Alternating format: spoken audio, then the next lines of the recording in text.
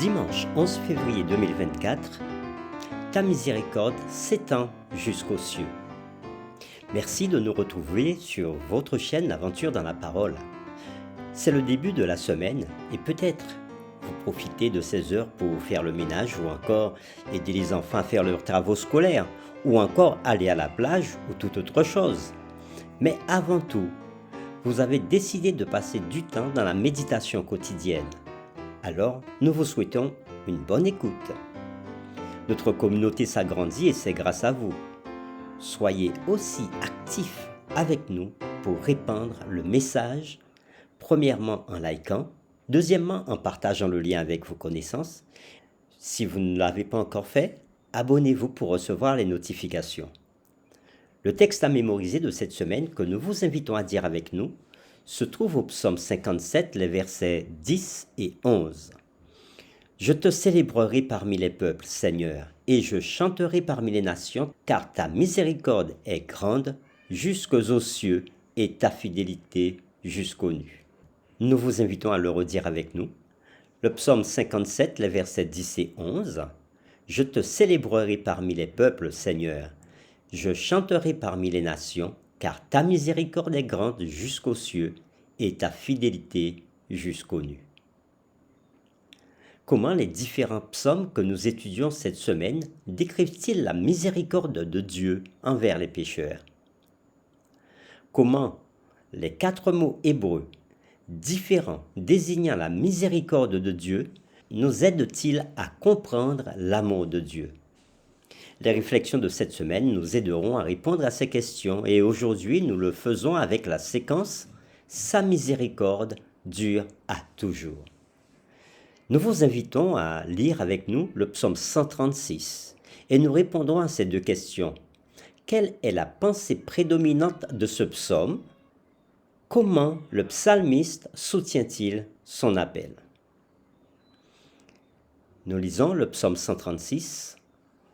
Louez l'Éternel, car il est bon, car sa miséricorde durera toujours. Louez le Dieu des dieux, car sa miséricorde durera toujours. Louez le Seigneur des seigneurs, car sa miséricorde dure à toujours. Celui qui seul a fait de grands prodiges, car sa miséricorde dure à toujours. Celui qui a fait les cieux avec intelligence, car sa miséricorde durera toujours.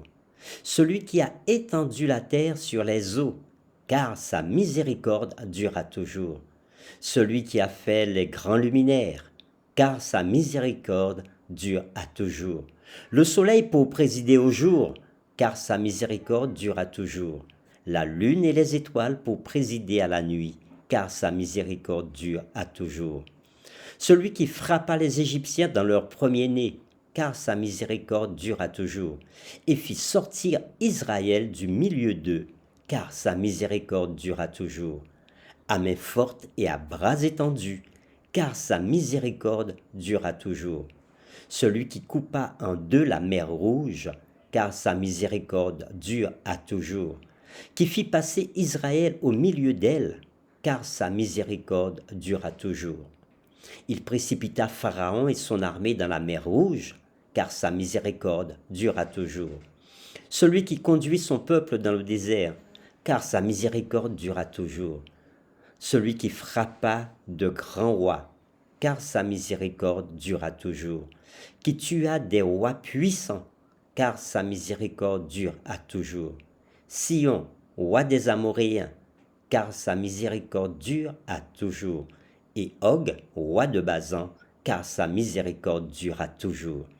Et donna leur pays en héritage, car sa miséricorde dura toujours, en héritage à Israël son serviteur, car sa miséricorde dure à toujours.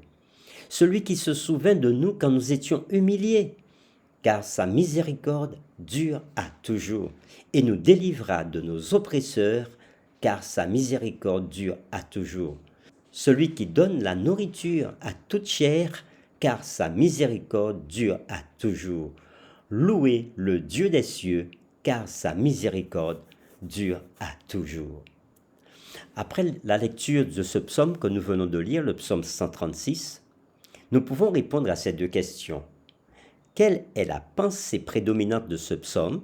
C'est la première question. Et la deuxième, qui est la suivante.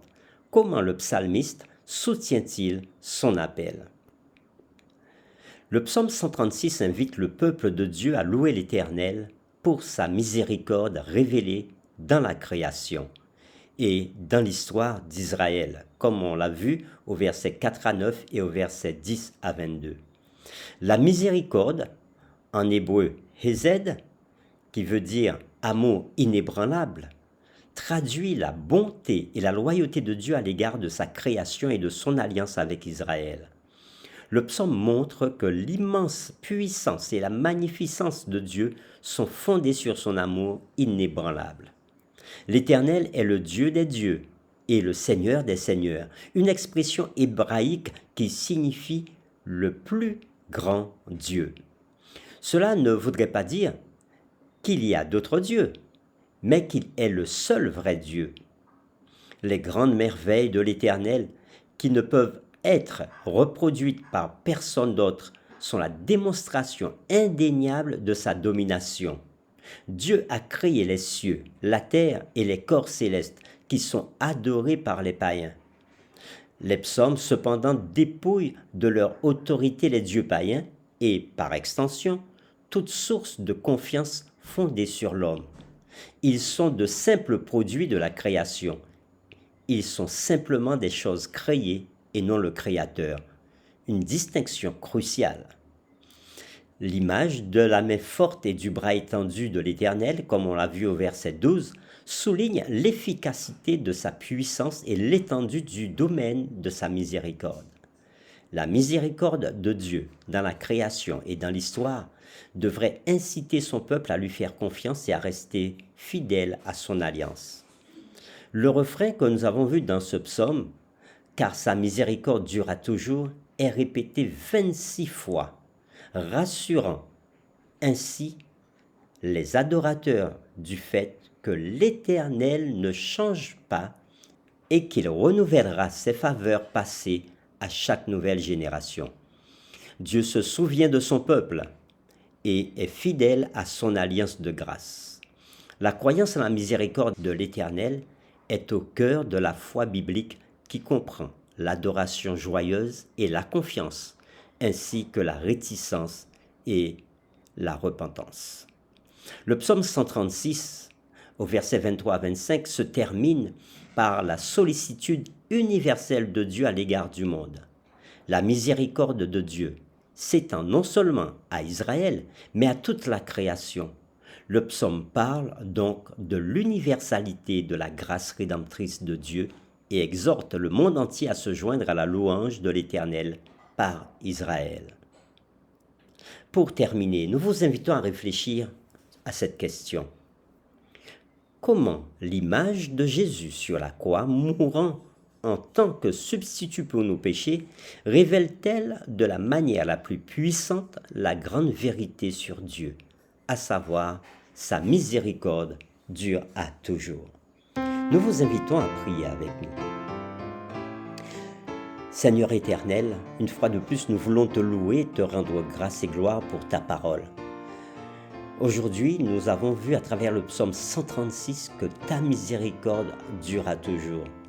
Et à travers les péripéties du peuple d'Israël, ce peuple a pu chanter et répéter année après année et durant des siècles que ta miséricorde durera toujours.